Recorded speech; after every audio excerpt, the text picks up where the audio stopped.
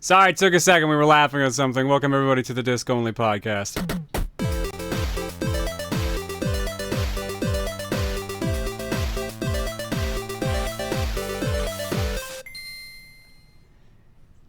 Welcome, one and all, to the Disc Only podcast, the podcast that keeps bringing up really good suggestions for topics right before we start, and then we forget to talk about it when the actual podcast is running. I'm your main host, Proton John, and as always, I'm joined by our usual group of talking heads. I'm Tom Fox, and I watch all my Let's Plays on Pornhub.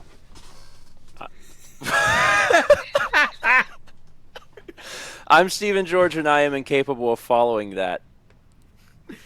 I'm not one of your usual talking heads, but I am Shugga Conroy! Yeah, we got a meal here today. Jared could not make it. He is currently in Canada, and as we all know, no one has internet in Canada.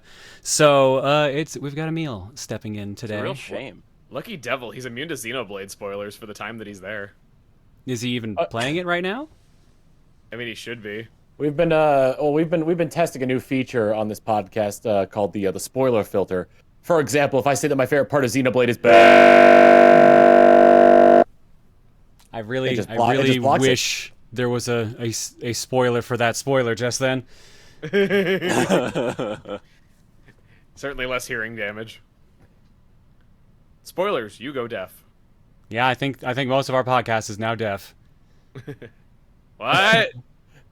Yeah. like that was that in The Simpsons or was the THX thing? The audience is now deaf. That's The Simpsons, yeah. Mm-hmm. So, Emil, you're our new Jared. What's it like? Current Jared. What's it like being Jared? I get electrocuted a lot from using my laptop in the shower. Wait a minute. Are you sure this isn't just Jared? I was going to say, that's exactly what Jared would say. Let's be real here.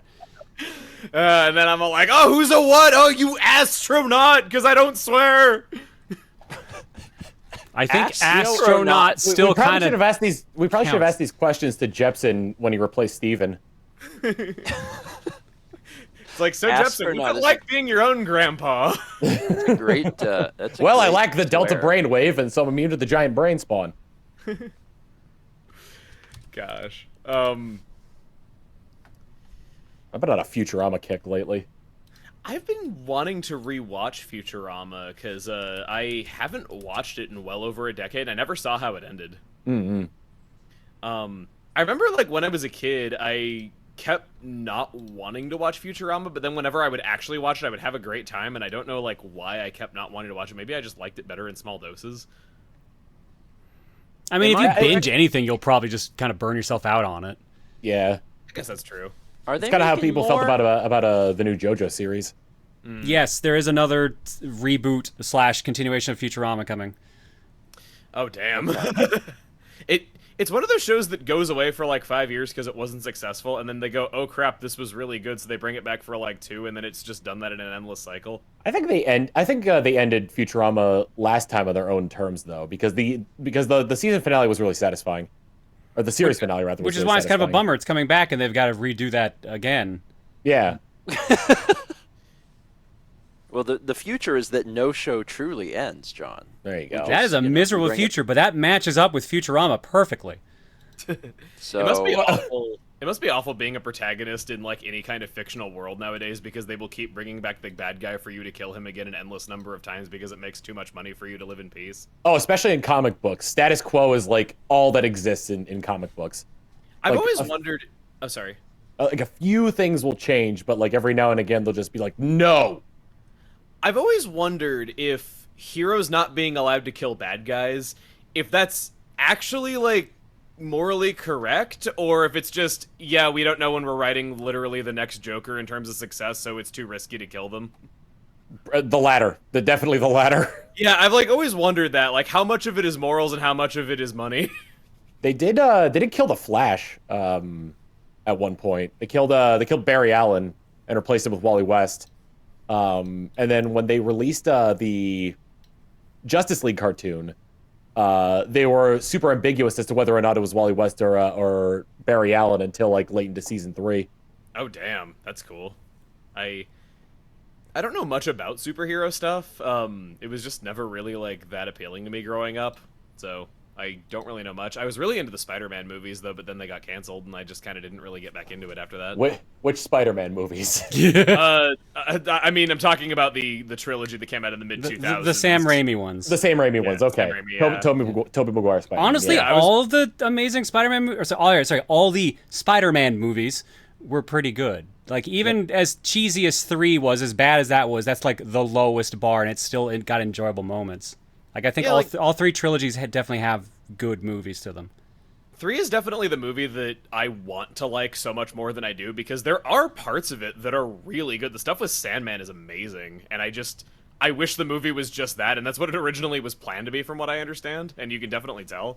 I heard the Andrew Garfield ones were had lukewarm reception. I liked them. He was a great he was a really, really good Spider-Man.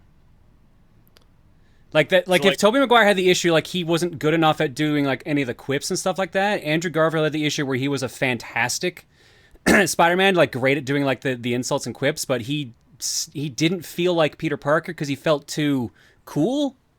Gotcha. If that made sense, because he was still teenager, like in school, Peter Parker. But like I like all 3, like I guess movie reboots, series, whatever you want to call them. But like Amazing Spider-Man, A, was supposed to have a 3rd movie, and B, the second one ends pretty dark because they were intending to make a 3rd one. Yeah, well, also Gwen Stacy was a main character, and if you know comics, you know what happens there. Yep. Mm-hmm. Yes, sorry. Steven, your thoughts? Man, when I was a kid, I saw Spider-Man. That's it. I saw him. He was just swinging by, and you said, "Hey, do a flip." He was at your friend's birthday party delivering pizza. Actually, the only time I've seen Spider-Man, like legit in person, was in Las Vegas. And I don't think it was the real Spider-Man. He was standing very close to Mario and Luigi, who I'm pretty sure weren't the real Mario and Luigi. And, from what I understand, from what I understand, people... Oh, sorry. You know the Christmas song, The Real Santa Claus? No. He said he's not the real Spider-Man, the real Spider-Man. The only thing I can add to the conversation, because I'm not, film student is not a big purveyor of movies. I did see the old ones, the Sam Raimi films. I saw 1 and 2. Maybe I saw 3. I don't remember 3. I think I saw 1 and 2. I mean, 1 and 2 are fantastic, especially 2. And that's about it. Oh, and I played Spider-Man for GameCube. Nice. Which was that one of the ones where what was his name? Tobey Maguire. No, not Tobey Maguire. You want J. Jonah Jameson, which means J.K. Simmons? No, Bruce Campbell was the narrator. Oh, yes. Those tutorials were so much fun just because of Bruce Campbell. I heard the Spider-Man 2 game on GameCube PS2 was really good. Yeah, it was considered the best Spider-Man game for a long time. Yep. Yeah. And then finally, Insomniac got to do a Spider-Man game. I've always they said nailed it. Yeah, I've always said that all of us growing up were so sick and tired of every single movie we liked having a video game that sucked ass, so we just grew up and were like, there, that's how you do it proper, you fuckers. I mean, I played... I don't know if I played Spider-Man 1 or 2 or both on GameCube, but I really enjoyed them. But I got a chance to play the new one with Dan, because he had brought it over one day, and we played a little bit of it. And I was really impressed. There's a sense of freedom in that game that is not rarely seen in video games. It just feels very fun. There's a flow to the combat. It's really cool. Well, did you play the Batman Arkham games? Because it's the exact same combat. No. Ah, okay. So yeah, Spider-Man's combat is based off the Arkham series of games. So like it's a free flow combat where it's basically a rhythm game. You have to know when to counter and when to just attack, and then you get takedown moves, you get gadgets and stuff like that. I think I like the Arkham combat a tiny bit more. It's a bit tighter, but it's still really good.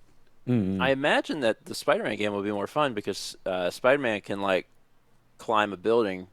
The movement in Spider-Man is definitely better than the Arkham games, but I think the combat, like John said, the combat in the Arkham games is better. He's a lot flashier and more acrobatic, so that's to be expected, I'd say. Like the only thing that Batman can do is like let his parents die or whatever. So like that was as a kid. Now, come on. He's past that phase. Yeah. I mean, I would argue he's not considering, but yeah. Yeah, I like the what I played Spider-Man. I don't have I'm always like working on a bunch of different projects, but Spider-Man is one of those games that my brain keeps coming back to, which is weird because I'm not in any way, shape, or form a comic book person or like a superhero movie person. But that game keeps coming back to my brain. I'm like, man, that was fun. You can climb on a building like a little sticky man. The thing about Spider-Man as well is that it makes travel fun. Like, if they just gave you the power to fly everywhere, it wouldn't be nearly as enjoyable as, like, web slinging, you know? Free flight is difficult to do right in a video game because unless it's like limited in some way, it's just not satisfying or fun, and it just feels boring. It's kind of one of the things I don't like about Xenoblade X. I like the game better before I can fly because the flight is not limited in any realistic way. I was trying to think as well. I was thinking in comparison to like in GTA, the Oppressor bike. You got the Oppressor and the Oppressor Mark II. The original Oppressor is significantly more fun to pilot because it's a glider. You have to land in order to get that turbo boost back. The Oppressor Mark II just flies and it's not nearly as fun. Yeah, it's kind of how I feel about it, and it takes away your jump button too, which makes precision platforming really annoying. Talking about Xenoblade, not Grand Theft Auto. Yeah. I was just comparing it to what you said. I have a really unique experience with that Spider-Man game, though, because I only know one thing about it at all, and it's that there was a marriage proposal in the game in 1.0, and they had to patch it out because she said no. Oof. I remember this, but I didn't think that was the Spider-Man games. I thought that was... Oh, no, that was the modern one, the Insomniac one. That's what it was. Yeah. That's the only thing I know about that Spider-Man game is the marriage proposal they had to patch out because she said no. Which is awful. Man. Yeah. I mean, like, I guess like patching it out is like a good because like it would get to less people, but now you've got the story that you had to patch out your botched marriage proposal. It was a fan who did it too, like a guy who's like, it was a couple who was a really big fan of Insomniac games, I think it was, or Spider-Man or both. Marriage proposal. That sounds right, what Emil's talking about. But yeah, it was very much like a oof, ow kind of deal. And you had to hunt for that thing too. It wasn't in a super obvious spot. It was like on a movie marquee screen or something like that. Yeah.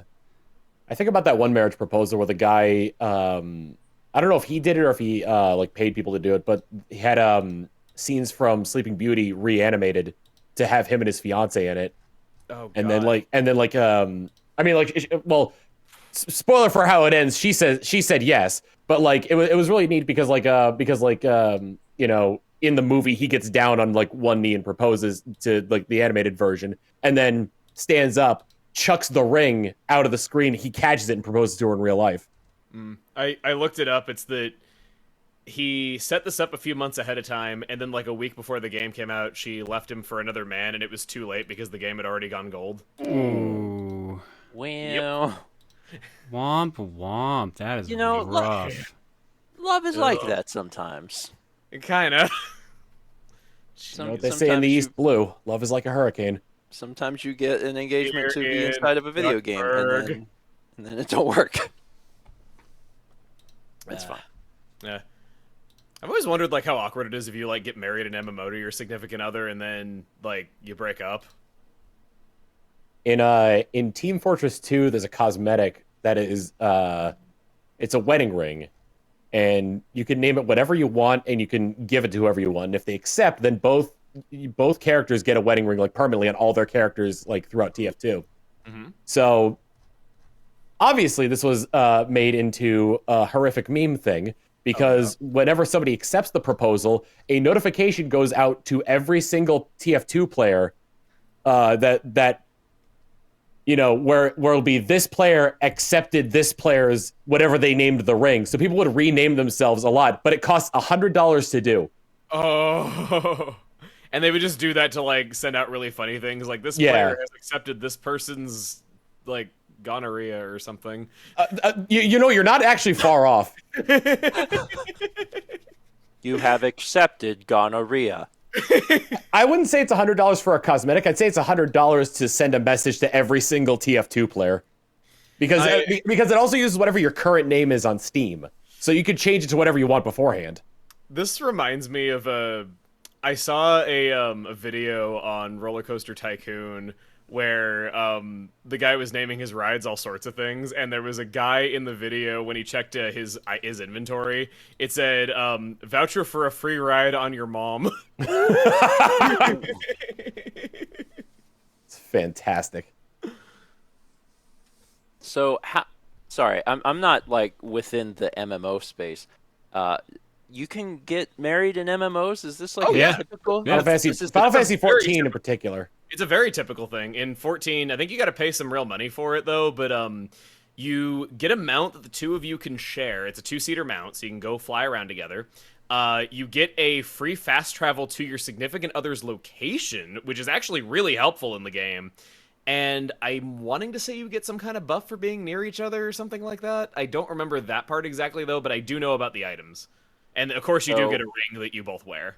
And then there's an actual like instance in the game where you go to a chapel and there's like a whole ceremony and everything. You have to schedule it in advance.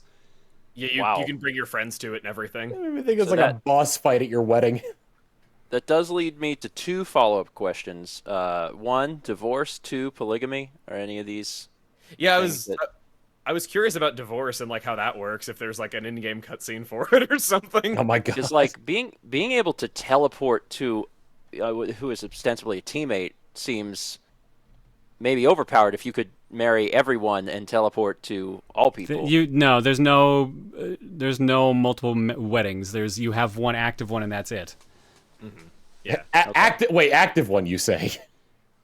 Can you put one marriage on hold for another one and then switch between the two? I think technically you can disconnect the marriage and then get a new one and then disconnect the old one and go back to it. The issue is just having to schedule it in advance, and it's on back order for like months at a time usually, I think. This is my on-again, off-again husband in Final Fantasy XIV. I need this wedding in blue, please. You keep sending it to me in beige, and that is not the color I'm asking for. I'm going to start referring to divorce as disconnecting the wedding. Hey, how's Dave doing? Oh, not great, man. He disconnected his wedding. Oh. He was unhappy with his mount? Ba-da-ba-ba-da-ba.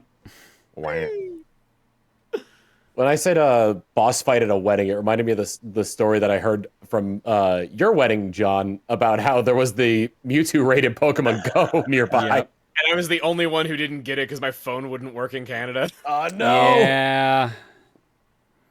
Yeah, but Emil was there, so you can confirm that is a real thing that happened at mine and Reese's wedding. Yeah, there was a Mewtwo raid at like the chapel's gym. It was really funny. Well, it wasn't a chapel; it was like a cabin. We were at a park. We got married at a park. Yeah, it was less chapel-y. It was nice. I liked it. Was it like at the exact area, or was it like a little bit of ways away? We had to leave. We were having dinner at the time, so we had to leave the dinner and then go. And like my parents, Reese's mom, were all like confused, and Reese's brother was like, "No, don't worry, this is something we got to do." And then like he explained it and then left. And then our friends Brent and Joss stayed, and we're just like, "Okay, this is what they're going to do," because they didn't play at the time. We had to run a few hundred feet down the road to go get it, and John was in his suit, and Reese was having Reese in a wedding dress. She was having to like pick up her dress and run. So like they're both like sweating in their dress and suit. It was were there people at that raid that weren't part of your wedding party? Oh yeah, 100%. Yes, incredible. Yeah. It was a public park, my dude. Like they were just people walking around, like walking their dogs and stuff. And then suddenly this group in wedding gear ran up. Was like, "We gotta catch this Mewtwo." Yeah, it was really good. Even though I missed out on playing the actual game, it's a sight that I'll never forget. You know that comic that goes around the internet of like the Mewtwo, it's Mewtwo. We gotta get this Mewtwo in the middle of the wedding. It was literally just that. Oh man, I haven't played Pokemon Go in like forever. I log into it every now and again because a friend of mine wants gifts. I think I finally deleted it off my phone. I needed the space. I'm like, I haven't loaded this up in years. Well, yeah, your phone's like prehistoric and has like 4 megabytes of storage on it. It's got a terabyte, but nice try. 4 megabytes. Damn, how'd you run out of space with a terabyte? Actually, sorry. No, okay, no, you're sorry. You're right. You are right. Split the difference. 512. No, I'm very wrong on that. Actually, sorry. He's right. I'm very wrong on that number. I'm trying to remember what the actual number is. You got a terabyte in your Switch. Is that how you mixed it up? Maybe, I don't know. I definitely use one more than the other. Maybe I think this is like 64 gigs, maybe. Oh, Yes. Yeah, it is 64 gigs. And I about have right. less than one free. Sounds about right. Wow. On I your got phone? tired of Pokemon Go because the entire game has just become raid battles and like every update is raid themed, and I'm like, cool, more content I will never get to play because I don't live in a downtown area, and like these raids require like 7 people and not 2. When it first came out, I used it to. That was like the first instance where I really started like getting in shape. I would do like the Wii Fit streams like every Wednesday at that point. When Pokemon Go came out, I lived in the middle of nowhere, and I would like whenever I go to like get lunch or something, that's when I would like spin the stops to get eggs, and then just pop them into the free incubator you got, and then from there I'd just like take like a 5 kilometer run around like my neighborhood, and then I would hatch that egg, and then that's how I would start losing weight. It was really nice. I've always said that the opening month of Pokemon Go is the closest we've ever come to world peace. Yeah. He's Well, not entirely wrong, I feel. At times. Minus some outlier stories like the people who are invading people's backyards in order to catch a Charizard. New Horizons was also pretty close to world peace. Yeah, and then by the end of the year, we were all playing Among Us and killing each other. that year really took a turn. Yeah. It was a roller coaster year. Yeah, that's an understatement, I feel. It's true. Definitely. It's true. Why can't I make a connection to New Horizons? Gosh, What do you mean? Well, Steven said then New Horizons came out, and that was also close to world peace. What was New Horizons? I can't think. Animal Crossing. Thank you. yeah. I couldn't. Sorry. I couldn't remember it. I just couldn't remember what it was. I mean, Also, it's okay. I love this art, this Futurama art. Animal Crossing New Horizons is one of those games that was intensely important to a lot of people Yes. for a short time. And you know what? I think sometimes that's what a game needs to be. It doesn't mean you necessarily need to be playing it for the rest of your life, but like for a few months, it takes over your life, and it helps you be distracted from It's a everything. global pandemic that was happening at the very beginning there. People always like say that New Horizons was like awful, and like I won't deny that I like New Leaf a lot more, and I didn't stick with New Horizons nearly as long. But the thing is that New Horizons was an extremely important game for connecting me with my friends when things first started going wrong, like right when it came out, and I liked it for that. And I genuinely played it for hundreds of hours before I stopped having fun, and I think that's worth the price I paid for it, even if it's not as good as New Leaf or the other ones. Oh yeah, absolutely. I bought turnips. Yeah, You did. you sure did. I bought a lot of Quite- turnips. You were quite the meme and animal celebrity for a while.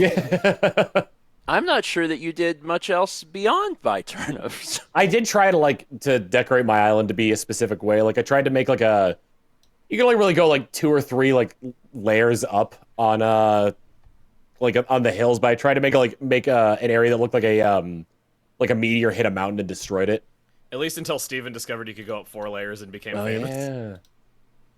Yeah, then you could put stuff where it didn't belong. Yeah. And I then mean, they I patched feel it if- because Nintendo got mad. Yeah. If I don't there think they was- patched it, did they? They did it. They did after a while. It was like last year they patched it. It took a long time. Well, I kind of wonder now if there's going to be a piece of furniture that I put up there that's going to be permanently up there now. I think any items that were up there got transferred to the recycling bin in the town hall so you can get them back. Okay. I think that's how they did it. I mean, if there was another big sizable content update for Animal Crossing, I could see myself coming back to it. Yeah, but I think they said they're done, didn't they? They did. So, Happy- I won't. Happy on Paradise was good. They fixed not everything I would have changed about the game, but they got most of it, and it was enjoyable to go back for a month or two. Yeah. Yeah, I that's the most I've ever played an Animal Crossing game was New Horizons. I played it for like the first month, played a ton of it, and then I'm like, all right, I'm burnt out now. Let's go play something else. I am also of the opinion that people are harder on it than they would have been in other circumstances because you were meant to just like boot it up for like 30 minutes a day and like play it for a few months until you ran out of stuff to do though, but instead we were just all playing it for 11 hours a day and running out of stuff to do almost immediately. Well, we at around that time we really weren't doing much else. Yeah, it was just it's like in one sense I think it got people In one sense, I think it helped people, and that inflated it in one sense, though. But I think in the other, it had the issue that people burnt out on it really fast just because of how much we were stuck playing it. Mm.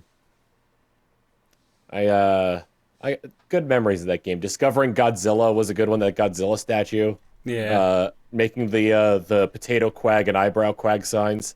That time when I was streaming it and Steven invaded and we just danced around whatever the Easter mascot was, chanting "Bunny Day is over." I really liked doing the Steven and Friends video with Thomas where he was wet bone and it was the mystery of the overdue library book. Anyone who's seen that video knows what I'm talking about. It's great. Go look it up. Wet bone. He's like, I mean, that really speaks to the importance of Animal Crossing, like as a series, but especially at that time, because it really did connect people.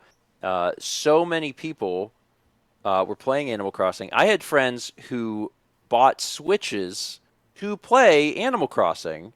So there was so many of the people that I knew that were playing it, and I think that was just the most fun thing about it, is everyone was playing it, and you got the chance to hang out with everybody and experience it with them. It was great, even if you weren't doing anything but just being on someone's island and fishing or catching bugs. It was enjoyable. Mm-hmm. Man, now I want to go back to a simpler time, but I don't want that time to be 2020. If you could pick a year to go back to, what year would you pick? Assuming this is a year of your life, I should state this. Let's not let's not go back and prove Jesus is real or punch Hitler or anything like that. 49. Is it valid to say 1997 so you can go to all the toy stores and buy the bargain bin copies of Earthbound that are $5?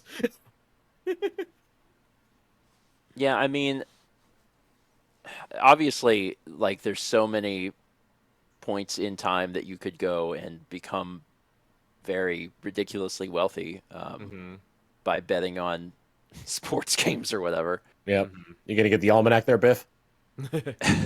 I mean, if you were going to go back in time, even if you had unfinished business that you were attending to, you would probably swing by and put in some bets because why not? The other thing too is that would this going back in time, would I maintain the knowledge and maturity that I have now? Because if that's the case, I'd probably go back to the age of 2 and just freak everybody out. I'd say that I'm always a fan of the two versions. The one is where you physically, as your current age and body, go back and can just interact with that world as an adult, but you also see your childhood self there. And I'm a fan of that version. I'm a fan of I think it's the butterfly effect one, where you are the age and you are that person, you are that age, but you still have the knowledge of the future. I'd really like to go back and just, I guess, let my mom know as a single parent how much I appreciated everything that she did, because as a kid, I absolutely could not grasp just how important everything she was doing was and how hard she was clearly working and, do anything I could to make that life easier and give her the appreciation that she deserved in the moment when I'm sure it was, hell, just keeping up with things. Either that or I'd go back in time and prevent Sticker Star from ever existing, one or the other. You were so close to keeping that nice and sweet. You were so close. Keeping it wholesome. I think that a common answer to the idea of going back in time to either stop yourself from saying something or doing something that you feel like you'd regret later, or to tell someone how much you appreciate them. I think those are both good answers. Yeah, those are the most common for sure. Yeah. I genuinely do think that my mother deserved a lot more credit and a lot more help, because I would just sit on my butt playing video games. I didn't care, and I didn't really grasp the severity of a lot of things that were going on and how she was dealing with it all. Shoot, I had something else I was gonna say about that. I forget it. I was gonna say, as far as is there a different year in my life that I would rather be in than right now? And I don't think I don't think so. I think obviously for me especially, life has been in flux because we've moved and we're still unpacking, and there's a lot of changes because we've now in a different state. So there's a lot of things changing, but I don't know. Life is still exciting. I like to see what's around the next bend. So even though that there's been some really good years of my life, I don't think that there's any so good that I'd be like, oh, I want to go back and relive that. I'm just kind of anxious to see Like, what's next? I really like that answer. The whole idea of going back in time and fixing a past mistake or stopping yourself from saying something that you regretted, I don't like that, because you had to learn that lesson to become the person that you are now, and I can say that I like the person that I am now. I definitely always have growing to do, and that'll never change, but a lot of the lessons that I learned from making mistakes, I could have learned under much more harsh circumstances, and I don't know what the next time would have been had I gone on living for however many years without learning that lesson. It's true. I'm of the opposite sense of, like, I could have learned this lesson in a much nicer, much more tamer version. I would much rather learn it that way. I mean, that's fair. So, like, not really like a lesson learned, but I would do something that I missed out on that I'm never going to be able to do, and that's go fishing with my grandfather. Oh. Ah. He we had talked about it, and one day he was going to surprise me because he had like rented a boat and like fishing gear and whatnot, and came over to the house. He didn't ask anybody ahead of time if I already had plans, and I had friends over at the time, so we didn't get a chance to go fishing. And he passed away before I was able to do that with him. Oh.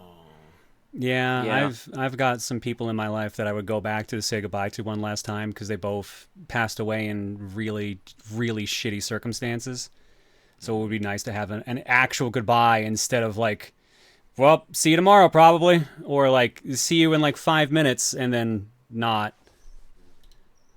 Yeah, similar to Tom. I also I miss my grandfather, but then also he never got a chance to meet Mallory, and me and Mal had been dating for like 18 months at the time, and I mean he lived in 10 hours away, so it was not like I saw him all that often. And then when Mal and I were in a long distance relationship, me seeing him at the same time that Mal was around was obviously going to be difficult.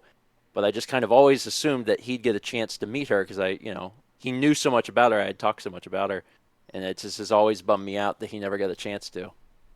Really sweet. I really, yeah. There's so many like should've, would've, could've's in life. I feel where you just want to include somebody in something more before it was their time. Yeah. Well, I hope y'all are enjoying the happiest Disc Only podcast. Yeah, this is. Yeah, I was about to say. I was like gonna be like, how do I organically change the subject from this without being an asshole? The beginning of the podcast was making jokes about Jared being electrocuted in the shower as a reminder. So we've really derailed. gears. We have derailed. So, That never happens on this podcast. This time ever. on a very special episode of Disc Only. Okay, here's a thing that like I've wondered for a bit now. I thought of this like it was a shower thought the other day while I was being electrocuted by the laptop. So what happens when you don't know your own date of birth? And like this is a real thing that must happen because like there are people who are abandoned as babies and like they're left on people's doorsteps, or they're bounced around from like caretaker to caretaker, and no one can like remember like what their original like birthday or whatever was in the first place. Or you could have like a memory loss issue where like you take a blow to the head and lose a bunch of memories, and yet so many things are authenticated from knowing your date of birth and like are required to access like things that you need. So like what happens when you don't know your own date of birth, and would anybody believe you? So I think in terms of like the one where you say where you'd forget, generally you'd have so much documentation on you regarding it that it wouldn't matter. Mm-hmm. But in terms of like children being like abandoned, there are like I mean like the best thing I can compare it to is like a tree, and like knowing how old that is without cutting somebody open, obviously. But like but there are ways to like to determine how old somebody is based on their physiology. I mean, Yeah, so. But it doesn't go down to the day. No, right, it doesn't go down to the day, but also, there would be an approximation, and you'd probably be assigned a day. Yeah, like in truth, it doesn't matter. Like so in the United States, you have to have a social security card. You have to have there's a date on that tells you like, okay, this is what your birth date is, right? So, you would be going by whatever official documentation the government has on you. If you don't have any and you are going to get one, it would be approximated. But also, it wouldn't really matter that much. I don't know if there's an official way of doing it. Like if you have to go see a doctor and then they're like, well, you're probably this old. But when it comes right down to it, like the day or even the month, doesn't really matter that much. And once you're older, the year doesn't even matter that much. Yeah. But I get what Emil is saying, though, where there's so much, like, official stuff that revolves around your birthday. Yeah, like to get into your account, if they're like, hey, we don't recognize this computer, tell us your date of birth, and you've forgotten it. I mean, I don't. If you can't remember that though, you've probably got bigger issues. Well, presumably if you signed up trying to for get like an into the account in that regard, then like you probably just made something up for your birthday. Yeah. Well, the thing that made me think of it... It's probably January 1st, 1950, so just try that first. Man, I can't believe this. This is the oldest recorded person we have in our database at 150, and they're still actively posting. I've actually noticed whenever I've done some account creation recently that if you scroll the year back far enough, it actually won't let you sign up. Oh. Which is ageist towards people who are over 100. Are you sure it's just not the program knowing who the oldest known person is? Like say you put in the date and then it's like, congratulations, we're calling Guinness right now. They're on their way over to verify this. I mean, but is that accounted for? Maybe. I kind of doubt it, but maybe. Seems a little wild. I guess so. Because it would be changing, right? The oldest known person is going to be changing, so they would have to keep that system updated, which just seems... To be fair, that's a pretty easy database tweak. Like that's pretty. I was about to say, like, what if like the oldest person in the world is actually in like an uncontacted tribe in South America, and then we contact them and go, "Oh wait, crap, we were wrong." Considering that the average lifespan of people without access to modern medicine is drastically low. That would be very impressive. Okay, bad example. Never mind. I mean, we do have like uncontacted, tribes and stuff. Oh yeah. There's the one tribe where whenever anybody tries to get close, they just throw spears at whatever is trying to get close to them. Yeah. Yeah. And it does make you wonder, like, I mean, obviously there's a lot of questions, right, about like their culture and language and all these other things, but then on top of that, how old do they live to be? No idea, and we literally will not find out. Someone in chat made a good point. The oldest known person lives in Wakanda. Are we the oldest? Or sorry, are we an uncontacted tribe to aliens? That would be the whole planet at that point. Yeah. That's deep, man. But yes, it's real deep. But yes, to answer your question, yes. Either that, or we could be like under super advanced surveillance from them and just like not know because they're able to do it from either really far away or just have really good cloaking. But then we start getting into like conspiracy theory stuff. I mean, I just think that we're not worth visiting. Personally, I feel like we're not really that exciting. And any civilization that has the capabilities of knowing of our existence knows that we are not technologically advanced enough to contact them. So they're like, this is a planet of imbeciles. What if we're the alien ant farm? God, could you imagine if a civilization from like Rigel 7, that's the Simpsons reference, by the way, but they discovered that there was life on our planet, and they're like, oh, good, they must know of our religion. Send the missionaries.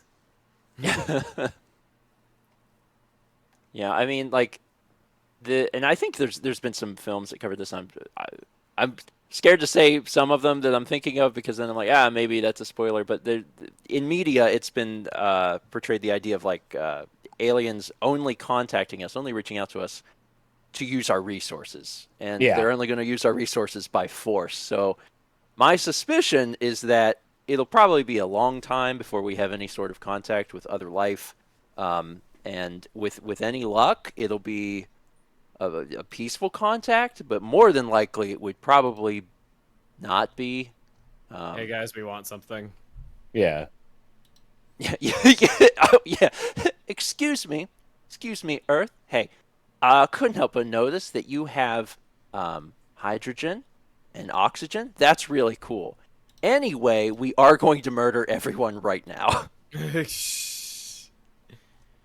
And then like, years pass and like we're producing, oxygen farms on here, but then there's also the sect of the world that's quarantined off for tourists to come by and do some big game hunting of humans. Yeah, there's a lot of what ifs. Like I don't think there's any question at all whether there is other life. Like the universe is bizarrely huge. I mean, it's absolutely gigantic. So other life is absolutely out there. The question of whether any other life has ever been here or knows of our existence, I don't know. Don't worry, Zogdax. The human is tagged, so even if he escapes, we'll be able to find him. If they know, they don't care. Didn't the U.S. government confirm, UFOs are real? Wasn't that a thing that happened like 2 years ago? Yeah. Yeah, there was like some Area 51 like declassified document. But also, I don't know much about it though. God, I'm just asking like an innocent question about like what happens when you don't know your own date of birth, and then it like turns into like aliens are going to murder us. Welcome to Disc Only. Well, that kind of brings me back to we were talking about Futurama earlier, with like the Omicron Persei 8 people, where they get our TV signals 1,000 years later. Oh yeah, that one was really funny. I like the camera one. I love the camera 1, camera 2, camera 3. Why does Ross, the largest friend, simply not devour the others? I always teenage lawyer. When I was a little kid and I would watch cartoons, I wouldn't understand like, hey, like if Pete hates Mickey Mouse so much, why doesn't he just kill him? Like I didn't really understand the morality of that. Jesus, I'm really glad you grew out of that, Emil. I mean, that's just Itchy and Scratchy. Let's be real here. Yeah. Or Tom and Jerry, I guess. Yeah, like Tom and Jerry like just resolve their problems that way. So I'm like, why doesn't everyone just do that? It works. There's always something with Tom and Jerry though. Like again, go back to things about status quo, because like there's been times where it's like, I'm trying to think. Maybe not with Tom and Jerry, but definitely with Looney Tunes, where it's like the dog catches Bugs Bunny and he's like, oh my God, I killed the rabbit! Oh God, no! I mean, it would certainly be interesting for a cartoon to explore the idea of, and I'm sure there have been some that have done this, where you've got a main character they just kill, and then they're just dead and they're gone, but do it on a smaller scale. I mean, isn't that literally the plot of Megamind? Like the bad guy finally wins and he realizes it's boring as hell. And so he has to make a new hero to fight, and like that's literally the whole plot of Megamind. Never saw that. It's a good movie. It's come up a lot more recently in pop culture, I noticed. Yeah, I've seen like YouTube videos talking about it. I was going to suggest something more akin to like Tom and Jerry, but Jerry manages to kill Tom halfway through the first episode, and then the rest of the season is just Jerry enjoying like a nice dinner. And going supermarket shopping, and like no sign of Tom. But he said enjoying a nice dinner. I was like, so he ate the cat and like he lasted him the whole season? I was about to ask if Steven knew which one was Tom and which one was Jerry. It took me a minute, but I figured I was like, well, Tom is probably the cat because Tom Cat. Yeah. Because I was thinking like in regards to like, just like if you just like stated that just a little bit more differently, like, oh yeah, Jerry killed Tom and then ate Tom. Well, with how different in size they are, it would definitely take Jerry an entire season to get through eating Tom. All the episodes after that are just 10-minute shorts of Jerry trying to eat Tom. Now the eyeball, now the intestines. People leaving comments on episode 6 like, man, they're still doing this. I think I saw this arc of Haruhi. Who okayed this? No, I'm kidding. Speaking of what was it? Speaking of like, because Steven bringing up the point of like doing like episodes of shows, it kind of made me think of like the episodes of like children's cartoons that were like the after school special, and like it was, and usually like the message is really like ham-fisted in there about like what was all going on. Static Shock did a really good one about like bullying and gun violence. Yeah, it was called Jimmy, wasn't it? Yes. That was an amazing episode. Is that like the only like children's show to to handle the topic of gun violence? Because I feel like that is not a typical It's subject in a matter. very small pile, yes. Yeah. Yes. Yeah. But it's like it's the same old story we've been hearing since bullying was really a thing. Kid gets bullied, nobody really wants to be his friend. His parent is neglectful and has a gun in the house. The bullied kid takes the gun to school. The chat's saying Family Matters had a similar episode. I don't remember. I feel like Family Matters was one of those shows that when I was watching, I enjoyed like profusely, and then immediately forgot every aspect of the show other than did I do that? Well, I mean, that's why it's a catchphrase. That's the thing Yeah. designed to be remembered. Well, no, every episode of Family Matters after season 4 is the exact same plot. It's that Steve Urkel is over at the house. He causes some wacky hijinks that does property damage to the Winslow home. Carl gets angry and yells at him and throws him out. And he's like, "Oh, well, I'll just go over here." And then he leaves. And then someone, usually Grandma, talks to Carl and is like, "You were really mean to Steve back there. You should invite him back over and apologize." And so he does that. The two of them hug. And then Steve's like, "Oh, by the way, I've been working on this." And he pulls out a button out of his pocket, presses it, and the house blows up. And then the audience laughs and the episode's over. I kind of want to watch it The again. only thing I really remember from Family Matters is when he creates the pod that turns him into Stefan Urkel. Oh my Yes. God, yes. Yes, he had all these alter egos. He had like one where he was like a girl too.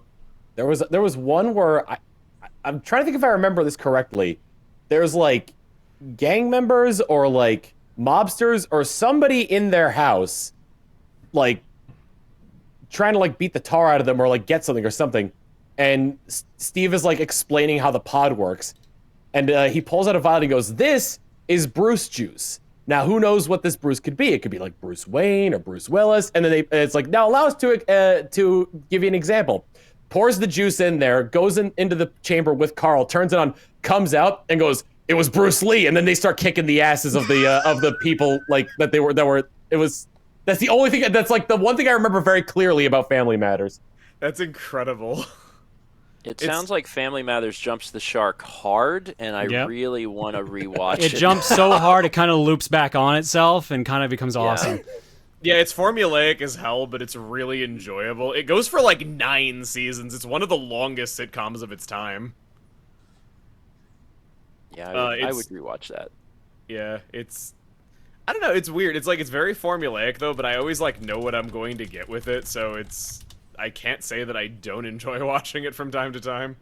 Oh my God. Okay, so I had to know. I typed in Bruce Lee Family Matters, which brought up, of course, the Family Matters wiki, which brought up the entry for Bruce Lee Urkel. Yep. It was Bruce Lee. Who apparently showed up in 3 seasons. What? Oh no! I thought it was just the one episode. There's running out of ideas, and then there's...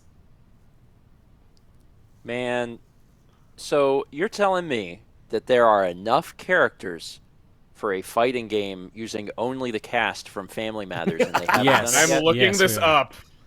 There are So 3 upset. episodes. Season 6, The Substitute Son. Season 7, Random Acts of Science. And Season 8, Karate Kids. I love the name Random Acts of Science. Actually, man, and this is scraping the recesses of my brain right now. But there's a Family Matters episode, I believe, where it's like they're playing a game, and it's like a Mortal Kombat parody where you can play. Steve is playing as himself, and he's throwing out energy beams, but it's cheese, and he keeps going, "Have some cheese, have some cheese." I don't know why that's in my brain, but it just came out, and now I'm gonna have to find a clip of that on YouTube. Doesn't the guy who plays Carl, didn't he like... He plays a cop in like so many different movies. Yeah, and they he's look... one of the dudes in Die Hard. Yeah, Yep. but like, but the thing is, like, every time he's in it, it's always like it's like a cameo from Carl. Well, that's just Like, because he has they're the all- exact like, same I energy. I By the way, looked at the Steven, I found looked that, at by the way. I looked at the Wikipedia article on the actor. His name is Reginald Vell Johnson, and he just and it's like all these different characters he plays have different names, and I'm expecting all of them to be like Carl Winslow in Die Hard. Well, you eventually get to a point where you're so well known for a character that people only see that character and hire you to be that character when you do that. You have, You have him being hired for Carl Winslow. You have Bella Swan being hired to be boring. I'm trying to remember. Yeah, did Die Hard happen first, or did Family Matters happen first? Because I think Die Hard was first. God, I looked this up when we watched Die Hard, but I have now forgotten. So Die Hard was 88. Yes, Die Hard was first. Family Matters was 89. Really? Yeah, that's right. So Do you think Carl worked as like does it take place in the same town of the city that Die Hard took place in? No, Die Hard's in like Los Angeles. Die Hard is a prequel. Die Hard's a prequel to Family Matters. Yes. Before he moved across the country after being like, yeah, screw this town after that happened. Yeah, Reginald VelJohnson's in a lot of Die Hard 1. He's in Die Hard 2, but only for like one scene, which is a shame because he's actually a super great actor. Oh yeah, yeah. Well, He does anger and shouting perfectly. He's great. That's why that song about the Die Hard movies only has him in the first 2 verses, and then it keeps saying all the other movies don't have him. Yeah, and he really is barely in 2. Well, it's just because because the second movie takes place in New York, so that's why. Yeah, he receives a fax. Yeah, That's and his he role in sends Die one Hard too. 2. He sends one as well. He does. That tells you everything you need to know about when that movie takes place. He sends a receiver fax. and giver of faxes. I've still had to like send and receive faxes in the present time, and I don't know why. I'm like, have you people not heard of a little invention called the computer? Oh yeah, I had to do a fax like 4 months ago. Yeah. Yeah, I don't know like why faxing is still used. It's always like I always have to do something crazy, like go to a place to get something faxed whenever like a company wants it, or I have to like get a fax machine emulator for my computer, which is a real thing. Got emulate some fax machines today. To those who don't know how a fax machine works, think of it like a scanner nowadays. Except it doesn't scan it into a computer. It sends that scan to another machine that prints it out. I can't believe we're actually explaining a fax machine. It's so the other person instantly gets a copy of what you have without Yes. them having to like go and print it out.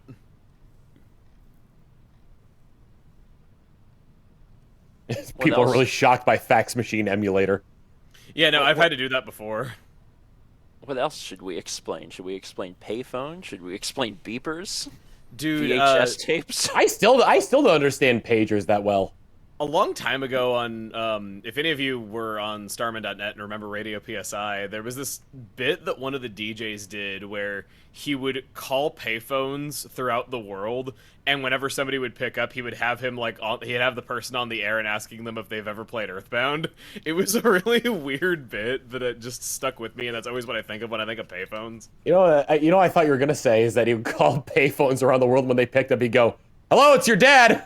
I don't think that was like a meme yet, because I've only noticed that in re-releases of Earthbound where where people are never going to save because they're just going to use save states. That's true. I figure a lot of people it's true. People will probably be saving. Although he calls you when you've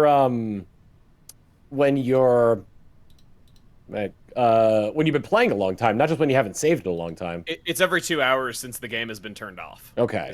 Is what it is. Very frequently people get a call after the credits, and it's really awkward that they didn't disable it for that, because most players I know have done that. Be sure to save. Don't be like Dave. Remember to save. Do you want to save your progress of after you've saved the world? That's actually not a bad idea to do, just in case, like, you lose your save and the world gets effed up again. Well, you can't do that in Earthbound. You can't save during the ending. Ooh. It's true. Gygus cut the phone lines to make sure that couldn't happen, so that he would just return every time. He Ness goes was to bed. telecommunications. That explains why he's so evil. He did transport himself back to the beginning of time. Gosh. Why is Earthbound so good?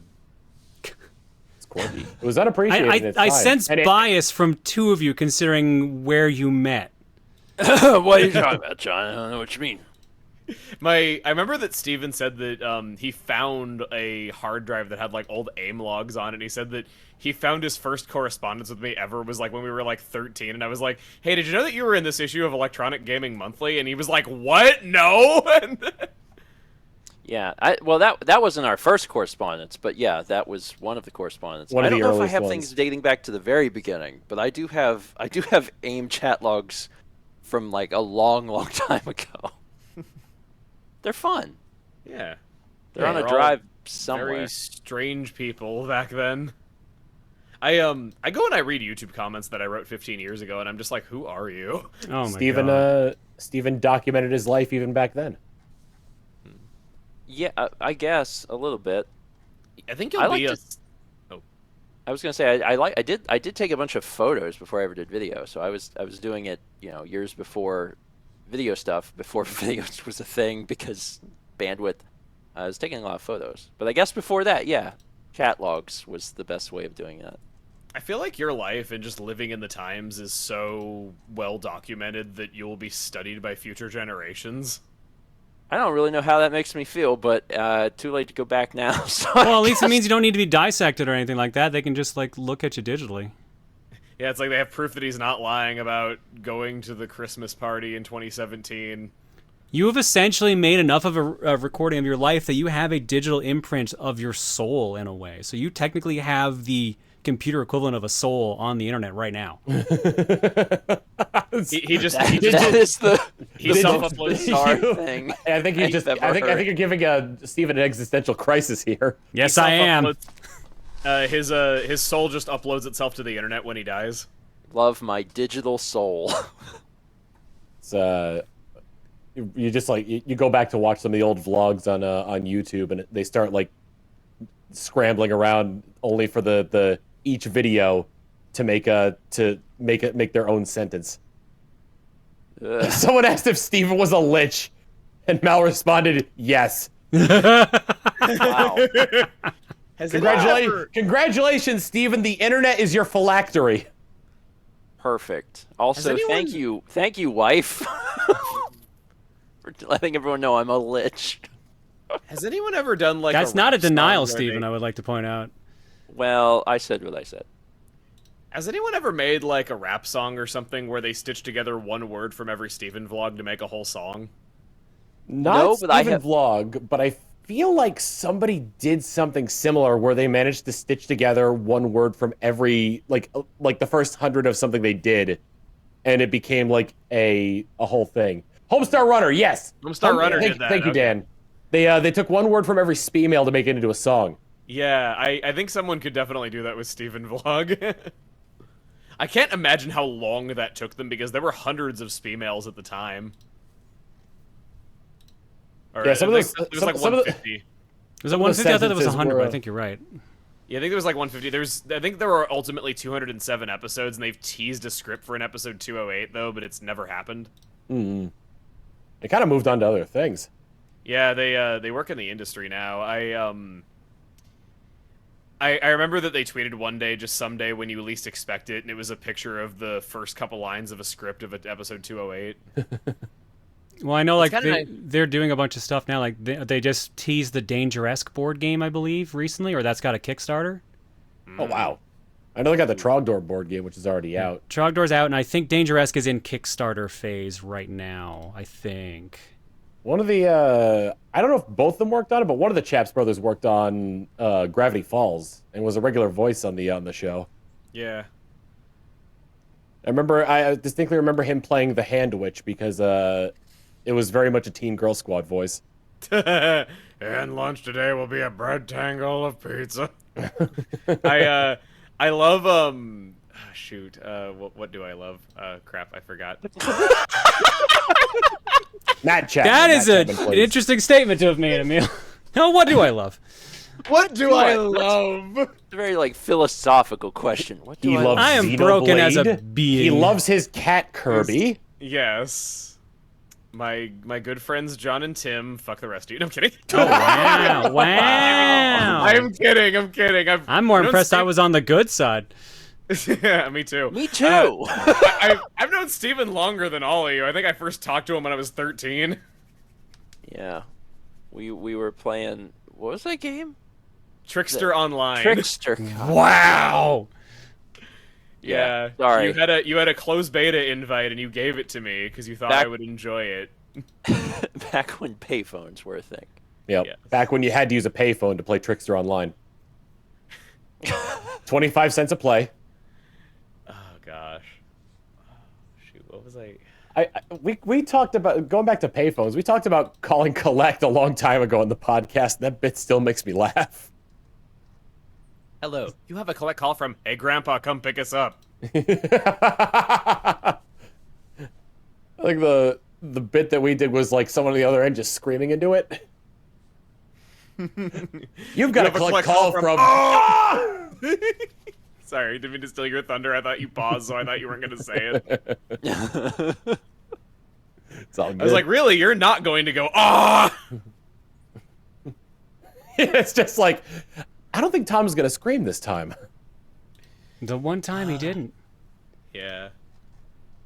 So isn't Xenoblade 3 really freaking good? I'll tell you what, As the only other person on this podcast who's played it. Oh no, Steven played a little bit of it. X is an alternate reality, so I don't really think you need that.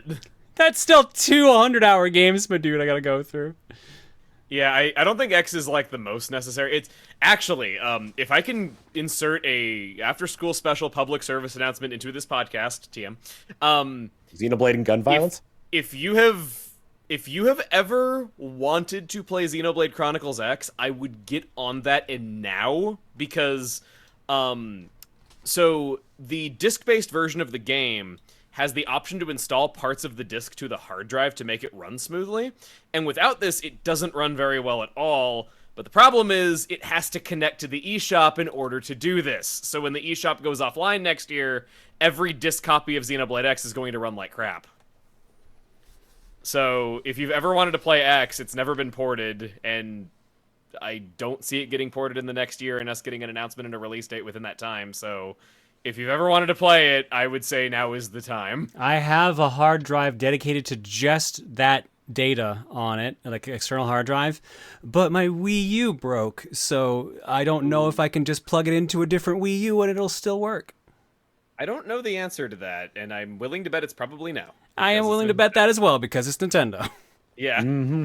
It's really a shame, though, but it has to connect to the eShop in order to do this, and it is going to hurt all of the discs in the world of Xenoblade X. I think I've briefly played it without installing the parts of the hard drive when I had the game pre-release. I just popped it in and tried it, and yeah, it took a long time to load, and there was, like, more poppin'. Was it do you need a specific hard drive to do that? Because like I when it first came out, I saw people saying you need a powered hard drive in order to be able to Yeah, I've got like a MyBook, a Western Digital MyBook, so it's a powered one. I know for a fact that powered hard drives are better. I think even like Iwata himself like did a bunch of interviews where he specifically said that you want a powered hard drive to maximize Wii U performance. Mm-hmm. And I remember he like said that a bunch of times. Ooh, someone in chat said I had a similar issue happen and my external hard drive wiped as a result of getting plugged into a new Wii U. Oh. Yeesh. Okay. Yeah, that sounds like something Nintendo would do, unfortunately. Yeah. Have you I know about this because of Throne controllers though, but have any of you ever tried traveling with a Wii U? It is hell. Yes. You have the console, which is, not big, but not small either. It's a lot bigger than a Wii. You have the controller, which is the size of the game system, and it has a screen on it, which you have to protect. The controller has its own separate charger. Cannot plug in through USB or anything like that. It has its own proprietary, wall plug. Game system has a power adapter and HDMI, of course. You have to have a sensor bar for the television if you want to use the pointer, which some games outright require it. Also, a lot of games don't boot if there is no gamepad, such as Pikmin 3. There's the fact that your hard drive has to connect through USB and be powered to optimize performance. And then you also might want the stand for the gamepad because some games want you picking it up and putting it back down depending on what's going on. It's a lot of moving parts that you have to travel with. It's like 7 different objects, all with their own power cables. Yeah, it's not the most convenient, but also it was a weird console to begin with. So Yeah. And it was marketed horribly. Yeah. I can't blame anybody for not buying a Wii U, but I was glad that I owned one. Like, it had some great games on it, and it And now genuinely, most of them are on the Switch because they also realized those were some pretty good games.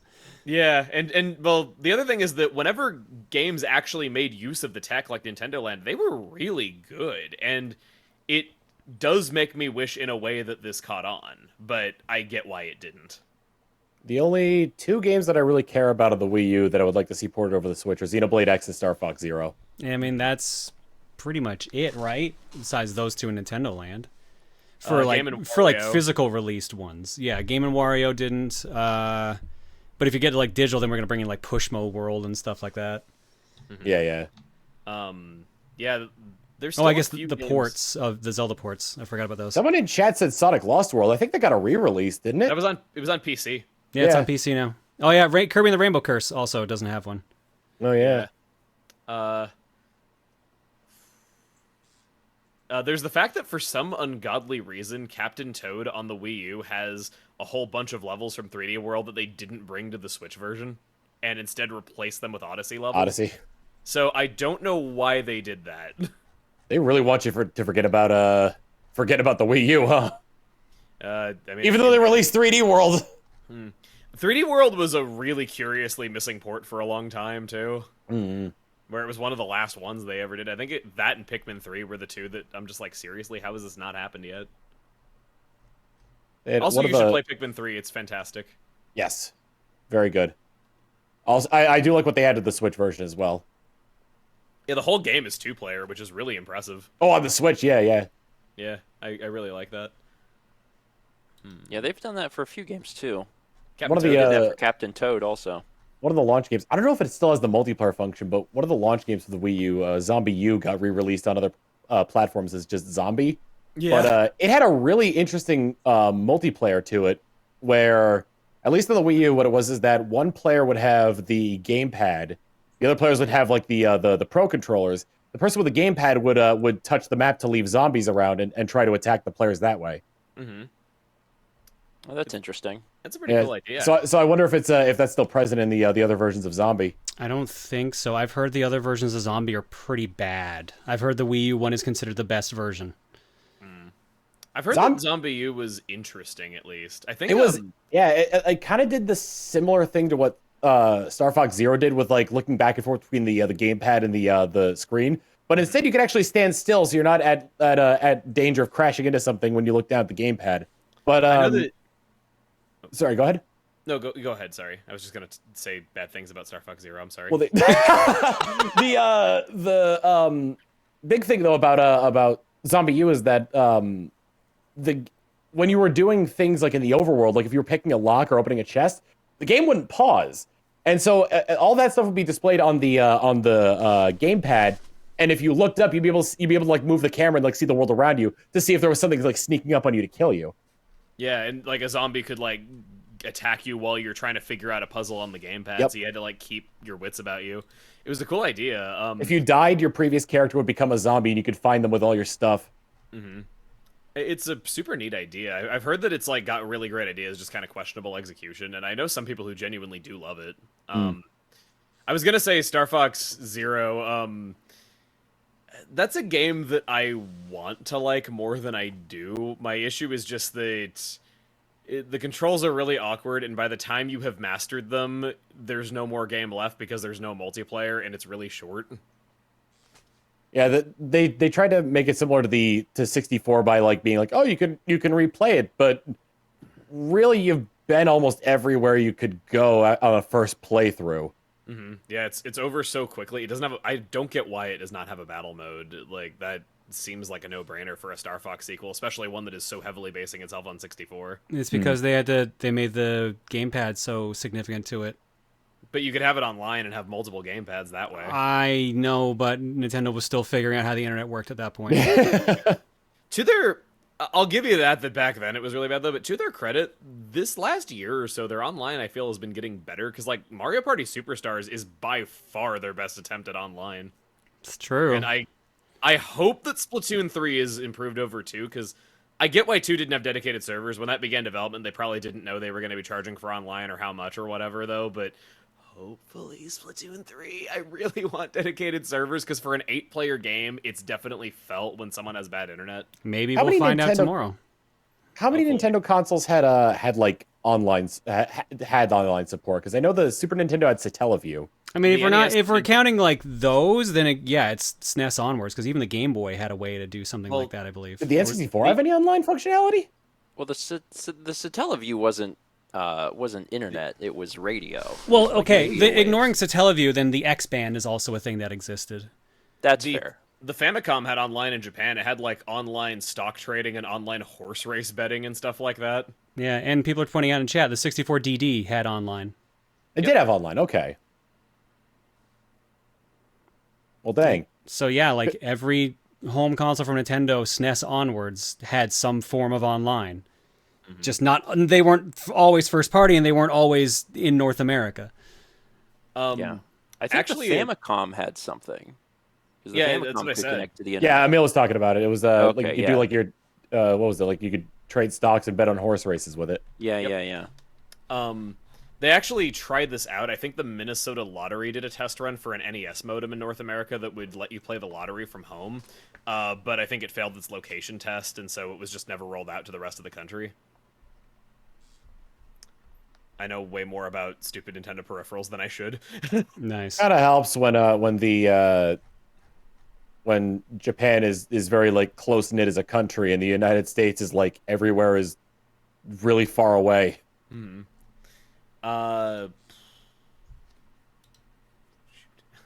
Again, I lost what I was gonna say. I don't know what I love. And and then the GameCube had the LAN adapter, which could connect to the internet for Phantasy Star Online. But that might have been Yes. only Japan, or was that in the US? we as could well? do that in North Yeah, that America. was- Yep. Oh wow, okay. They discontinued the modem adapter because people figured out how to use it for piracy. Was that the only game that used it though? Because I feel like there was like There were ones that used local area network, but not the internet because we at Coliseum we did Double dash. eight player double dash, yeah. Yeah, some games had 8-player support with it. It's a neat idea. Yeah, that's it. I don't know why I said I just thought of something, and it's something I feel like I should have brought up significantly sooner. Xenoblade? No, Stephen George. it's my name. Is your ongoing back and forth story with Jules still going on? It ended. It ended. It seemed like a good spot to wrap it up, so we wrapped it up. Did someone die? Yeah, that's actually how it started. This thread started in July 27th and went on up until, where is the end? It was last week. I'm pretty sure it ended. August 5th. So that was a good chunk of time that you guys spent on this. It was nearly 2 weeks. When are we getting a dramatic reading of the whole thing? I mean, I have not. So this is the most fun part about this for me is that I have had literally no communication with Jules about this aside from the Twitter thread. Like even after it ended, I didn't send him a message like, that was good. Like nothing.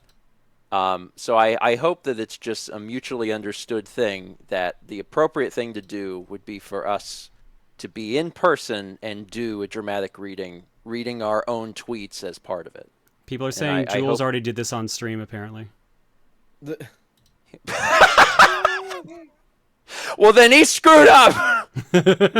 We should have done it together. Okay, well, we'll do it again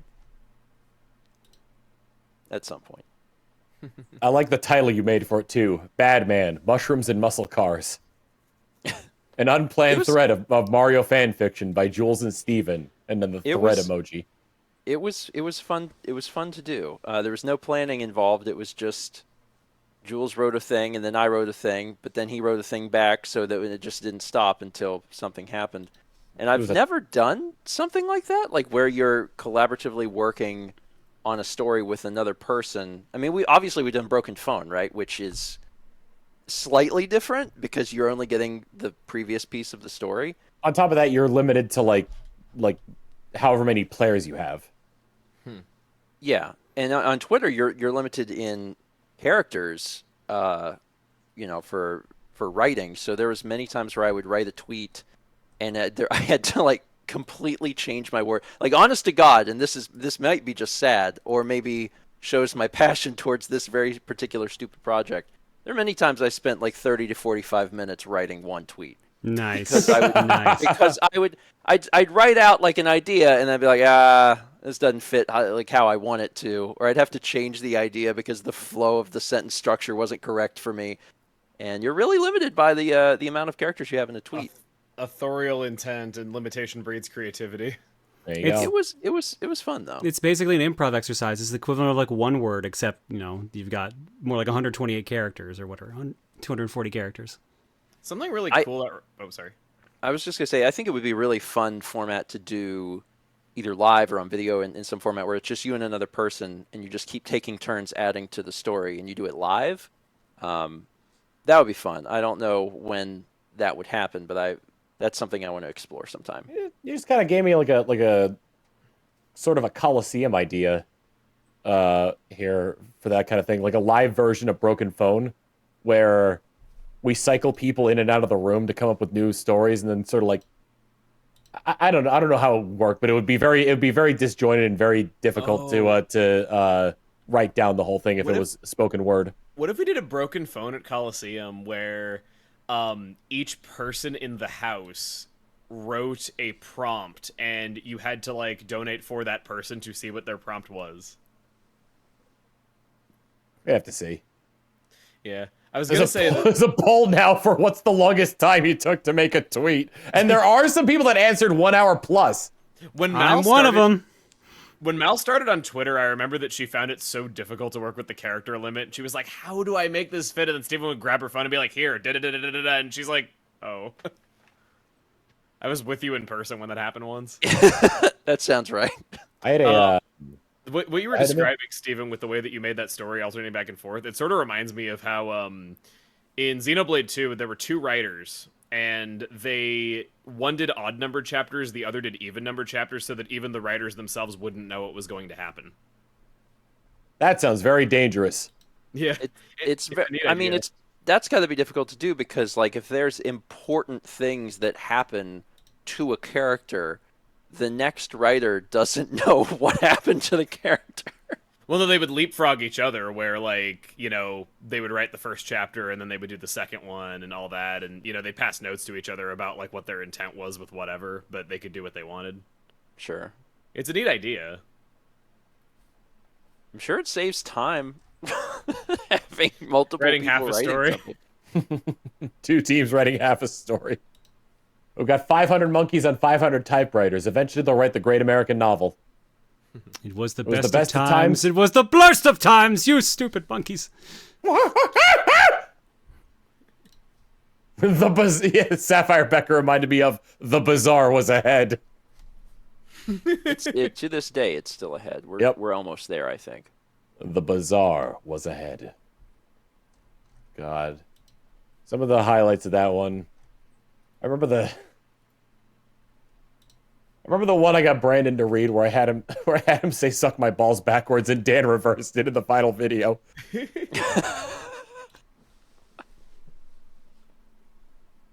I encourage everyone to, embrace any creative endeavor, but particularly any form of improv or creative writing. Oh yeah. It's a good time. I think it's a good. I mean, you could call it a team building exercise if you want, but even amongst friends, I think it just makes your friendships stronger when you do and say stupid things. I highly encourage everyone to do that as often as possible. After a convention one year, one of my friends bought this like really weird shaped pillow, and we just spent the night after that convention playing props with it. Yeah. God, that reminds me of one of the conventions we did. Someone brought a Nick Cage pillow with them, and they kept hiding it in different spots of the convention. That's similar to how Tim leaves his business cards everywhere. Yeah, so Tim and I have been roommates since around the beginning of the year, and he does that, like, in his everyday life will go to like Target and he'll leave a business card in like the Nintendo Switch gift cards in the video game section, and he'll check back every time we go there and be like, "Yep, still there. Yep, still there." Is it still there? Because I was there when I was there. And then if it's not there, then he's got another one in his pocket and he puts it there again. He must be the bane of the people cleaning this store. Who keeps doing this? He does it all of the time. So it's to the point where he keeps a box of. Oh, actually, there's a prequel to the story. Let me start really from the beginning. So years ago, there was one day where I came home and there was an enormous box on my front step, and I hadn't ordered anything. And I go to pick it up, and this thing, I swear to you, was over 100 pounds. It is like the heaviest box I've ever felt. And so I open it, and end to end, it's just boxes on the inside, just smaller boxes. So then I open one of the smaller boxes, and this entire crate is just solid Tim business cards. And I'm like, I was like, is he pranking me? Like, did he send these to my house? And it turns out, no. He forgot to bring his business cards with him for a convention one year, so he ordered a box of them to my house back then. And then when he went to go reorder them, he decided to order like 10,000 of them, and he forgot to change the shipping address. Oh my god, it's the most Tim story. Oh my god. Well, he got him back though, I guess. Now that he's there. Yeah, and then when he ended up never like taking them back, he just bought more of them and had them sent to where he was living. But now that he's here, he has this massive crate of business cards at his beck and call. And one of the little boxes that was inside of the larger boxes, he keeps one of those at all times in the door of my car, so that whenever we go anywhere, he can just grab some on his way out. Yep, this is true. This is true. And he will never run out because he has over 10,000 of them. I'm trying to remember some of the places we found Tim's business cards over the years. I remember there was one year Reese and I were like doing a signing at the Twitch booth at like a PAX, and Tim had managed to get a card stuck in the Twitch logo that was behind us, and you could, I don't know how, but you couldn't physically get it back out. It was like one of those like you could only like put something in from the top and it like falls down. Oh my god. There was just like a Twitch logo, and it just had Tim's business card front and center in it, and you couldn't get it until you removed it from the wall. Another time, I think at Con Bravo, like I guess he was just like I either handed them to someone or he was just hucking them at the girls' bathroom entrance. Because like Reese went in the bathroom and she's like, "How the fuck did Tim's business cards get in here?"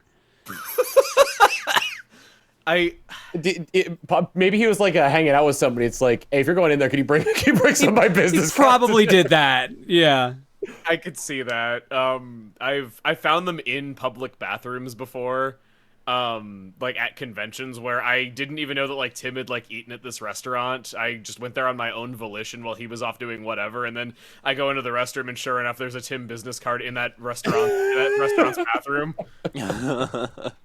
It's gonna get comments on videos saying, "Stop leaving your business cards at my place of business." He's gotten a few people that have like tweeted him saying, "Hey, I found your business card at Target, so I came and checked you out, and you look pretty cool." So he's gotten a few of those. it works. That's a conversion ratio that's higher than 0. That means it's effective marketing.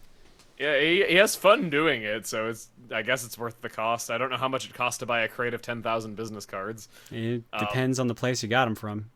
Yeah, I learned from doing the card printing for Throne controllers that the larger your order, like actually the less it costs, because if you agree to make 10,000 of these things, they will charge you like fractions of pennies for them. But if you are only going to make say 100, they're just like, okay, that's a lot of work for us to go out of our way to do just to make 100 of these things, so we're going to charge you a lot more. Yep, bulk saves in more ways than one. That's part of the reason why Costco's so cheap. So I have this thing, I call it the Closet of Memories, where it's a closet downstairs that I've held on to, like, sweatbands that we've used at Coliseum, like, water bottles from, like, Throne Controllers tours, and, like, the programs that were handed out to people in the audience on those tours. I have a crate of Throne Controllers cards that, so what I was doing was I was buying them every year and having them numbered for that year, and it is a crate of 5,000 cards for the 2020 year for Throne Controller shows that never happened, and thus we can never distribute them. So they're just sitting in my closet. See, I feel bad because I went through my storage closet like a couple months ago, and I found boxes of the cards we've done over the years. Like we're talking like 2012, 2013 onward to like 2017, like that that range. So like the first times that we were even doing the cards, I remember I remember you handled the printing at first. Yeah, we did. I did the printing at a local place like for the longest time. And I was just like, these are literally like taking up an entire container. Like, there's no point in me hang on to these anymore. So I threw them out. But before I did, I took one card from each year, each print, and kept them to put on my bulletin board. Oh, that's nice. I like the idea of that. I probably should decorate with mine because I have thousands of cards just sitting downstairs in a crate. I keep my lanyards from every convention I've been to. I think I started doing that in like 2013 maybe. I'll have to check back through them. But like I went to RTX, which is local here in Austin, and put the lanyard on the wall, and I realized that the last one that I had to put on that wall was from MagFest in 2020. It's been over 2 years since I've been to a con. Yeah, I have a rule right now that I'm not allowing myself to work. I have a thing where I improve one thing about my life every day, and then when that list gets to a point where I cannot make any further progress on it without a wait, then that's like when I'm letting myself go back to making videos, because Splatoon 2 and Xenoblade 2 is a double whammy. It was incredibly stressful, so I'm just doing that. But I was thinking that maybe for when it's getting time to come back, maybe as a countdown to a new Let's Play, I would post like one behind the scenes pic of something, or like an in development pic, or like an object from like the closet of memories or something like that, because I've accumulated so much of this behind the scenes stuff over the years and never thrown it away. I'm still finding pictures of my phone from when, you know, this artwork was being drawn for this video, and this is like a progress photo of it, or when we were like building this prop for this thing, or a photo of like what this weird recording setup looked like.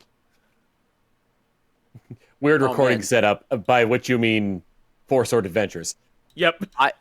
Emil, I just found, I was going through an old hard drive the other day, and I found a video that I don't believe you ever released, but it was like the walkthrough of your room for the Four Swords setup. Oh, we were going to do a behind-the-scenes video on that, and I guess it just never was gotten around to because there was so much editing in the videos themselves. So yeah. I guess we could... Oh, sorry. As it turns out, I still have that video. I haven't looked at it other than like being aware of its existence. I thought you would put it into a vlog, and I thought that was why we never did anything with it. I think I probably thought the same thing, that it was just released as a vlog, or it was part of a vlog. There's one vlog from the Four Swords Adventures trip that I've never seen because it doesn't work on some computers, where every time you go to it, it's like an error has occurred, try again later, but it doesn't do that for everyone. But everything I've ever tried to view that vlog on, it's done that, so I think I just assumed it was in that video that I can't watch. I mean, I definitely showed it on the vlog, but you had requested a separate recording, and I gave you that recording, but I always, of course, keep backups of everything. Yeah. And I thought you were going to do something with it, and you never did, but maybe you didn't because I filmed it and put it on the vlog. I have no idea. I think it was just a case where we thought each other took care of it, though. But if you have that and it looks good, I would not be opposed to releasing that, because it doesn't look good. That could also be why we didn't use it. It was bad.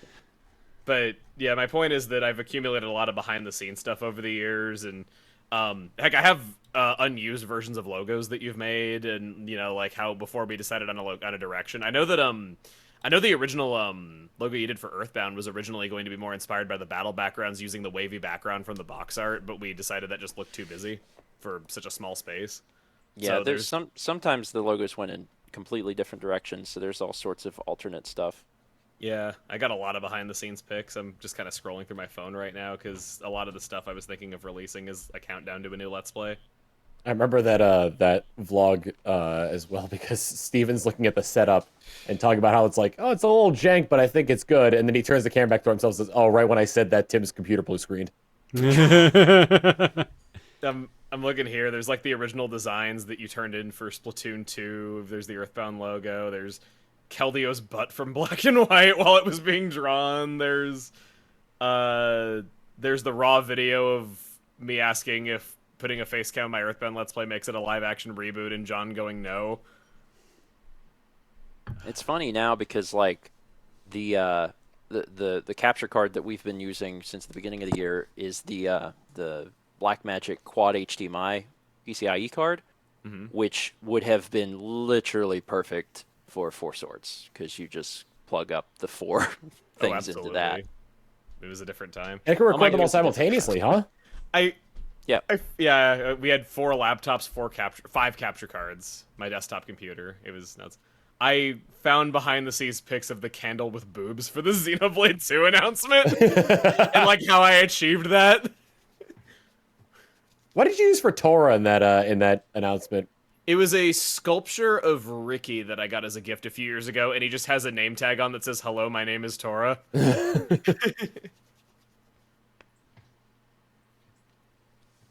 Rex was Rex from Toy Story, and I had like a string tied to his mouth so I could move it up and down. Yeah, it was pretty big. And then Neo was just Kirby wearing a wig. I remember that. I was like, I knew Kirby was involved with it, but I couldn't remember what. I have the wig that Kirby wore that day. Like, it was made out of yarn. So I have the wig that Kirby wore that day in the closet. It That wig looks like something Uma Thurman would wear in Pulp Fiction. was like a mop. All right, guys, how do you feel about wrapping all this up? Like a burrito. Feel pretty good about it. Probably should. All I want to right. play more Xenoblade 3. I had a feeling that's why you're getting antsy to leave so you can get back to your game. Yeah, dude, it might be the best game in the series. Holy crap. Wow, strong words. Can't Can't wait for the 500 episode LP. So In 2030. If I can launch this something really quick, I was kind of opposed to the idea of doing another long game, understandably, after doing such a long one. And I said this on Twitter the other day that I kind of felt like interest was like kind of low toward the end of it too, and I wasn't really sure about it. And people presented a lot of opposing viewpoints to what I thought, and I am not really so opposed to that anymore because they had a lot of good points about why they thought interest was kind of low toward the end. Makes Am I sense. I was going to say, am I supposed to continue? No, I mean, I thought you were going to keep going, but all right. Yeah. Let's say the talking points for this episode of Disc Only. Electrocuted Emil. I saw real Spider-Man. Your marriage is disconnected. Hatching eggs to lose weight. Remembering New Horizons. I didn't. Take me back, Doc. A signed birthday. We're an alien ant farm. Jerry eating Tom. Bruce Lee Urkel. Facts. Upload my digital soul. Forgot what I love. Weirdest console. And 10,000 is a lot of anything. Not rice. Not rice, though. No. Or molecules. All right, what y'all up to this upcoming month? Let's start with our guest, Emil. What are you doing? I guess you technically said you're on break right now, but Yeah, I'm on break. I'm no-lifing on Xenoblade 3. It's really funny. Let's Play Splatoon 2 began the day Xenoblade 3 was announced, and it ended the day that it was released. I could not have planned that if I tried. But yeah, I'm on break right now. I plan on traveling around a lot. I want to see my grandparents for the first time in 2 years. I want to go see some friends. I am going to PAX. I have yet to tweet about that, though, but I am going to PAX. Just because I'll be in the West Coast anyway to do those things. And then I'm hoping by the beginning of next month, maybe. Depends when I finish up everything that I want to improve about my living situation. Then there will hopefully be a new Let's Play. nice. All right, let's mess with the order a bit, Steven. Whoa. Man. Oh God, are you sure? Shouldn't we let Tom go? No, you have to be a Fine. man, Hogan. So this is like, I'm gonna mention this just because it's, John will find it interesting, and then also, it's been a huge thing of my life. I finally have a ton of bookshelves up, and I have all of my games out of boxes and onto shelves. Nice. Nice. It's really, really exciting. Good feeling, Partially huh? because like 80% of the games I owned were in boxes for years. So to have all of the games I own be on shelves is wonderful. So I'm happy about that. that has nothing to do with what I'm doing this month, but I wanted to mention it because it makes me happy. I mean, I could see that taking a month to do. So, I mean, yeah, and there's still more to do, but it's a work in progress. As far as streams go, we're always doing breakfast stream Tuesdays and Thursdays at 9 a.m. Eastern. Mao is actually going to be out of town this weekend because she's going up for her sister's bridal shower, which means that I am all alone on Friday night to stream. So I don't actually know what I'm going to be streaming, but it'll just be me. So, half the entertainment. Get ahead of Mal and Pokemon. The entertainment, same great price. We could plan a group stream if you're lonely. Well, I have some ideas for solo stuff, but I will certainly be open to any, ideas. I don't know what time everyone normally streams, so we could talk about it. We'll see. We'll figure something out. All right. Otherwise, that's it. All right, let's really mess with order. Dan. Oh crap! I was not ready. John, you are tearing this family apart. Yeah, John, you're really I just spent the last week with my mother-in-law. I need this chaos to recharge myself right now. This is what not being allowed to swear does to John. Oh no, I swore a ton. Oh, good. Yeah. So, So me and Josh and Emmy and our buddy Hal actually did Sea of Thieves last week, and we had such a fun time that we're gonna do it again this Friday night at 10. So after you're done watching Steven, stop by. Motion Dan is the thing. So nice. Tom, you want to go next or last? Which would you rather? No matter what I say, you're going to do the opposite based on the chaos theory, huh? Damn it! Simultaneous it is. Let's go. All right. So this week I'm going to be streaming. And I'm playing Star Fox. John, you're not talking. I had to stop. I was laughing too hard. I got a sentence in and I had to stop. You can go ahead. All right. I'm still playing Oblivion. We're getting really close to the end. I think the only thing we have left to do, at least as far as recording goes, is the main story. And Krug will be able to retire to the Rugdumph estate. He'll be able to woo Lady Rugdumph. Playing Star Fox Adventures. That's been a wild ride. Gameplay's great. Story not so much. Then in terms of streams, I'm trying to regularly play Xenoblade Chronicles 3 on stream. Doing my best with avoiding the spoilers there. Mm-hmm. In terms of just random stuff, I taught Manatee the speak command. So if we can I can get a little bit of that going right now. Manatee, you sit. Come on, sit. Like English? I knew someone was gonna bring that up. That's why I specifically say it as the speak command. Manatee, speak. Come on, speak. Come on, you got it. Speak. Speak. Speak. Good boy. Speak. Actual bark, please. Come on, buddy. Speak.